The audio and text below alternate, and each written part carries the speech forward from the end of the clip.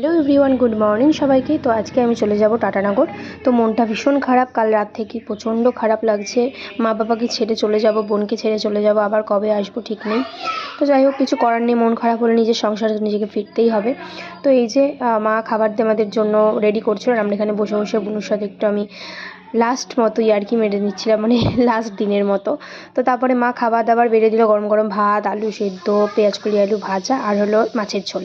তো এই খেয়ে আমরা রওনা দিলাম হাওড়ার উদ্দেশ্যে। তো এই যে এখন 11:35 আমাদের ট্রেন ছিল, সেটা ধরেই আমরা রওনা দিলাম হাওড়ার উদ্দেশ্যে। আর এদিকে আমাদের সাথে আমার শ্বশুরে গেছিলো এগোতে, আর ট্রেনে উঠে আমার ছেলে প্রাকৃতিক দৃশ্য দেখছিল, আর আমি খাচ্ছিলাম। আর এই সেই টুকটাক লজেন্স মনে আছে, ছোটোবেলায় আমরা মানে সবাই খেতাম প্রায় কম বেশি।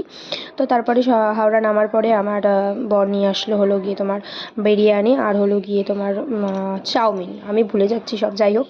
তো তারপরে এই খাবার দাবার করে উঠে গেলাম ট্রেনে। এবার আমরা যাচ্ছি টাটানগর উদ্দেশ্যে। তো টাটা, ভালো লাগলে লাইক করে দিও ভিডিওটি।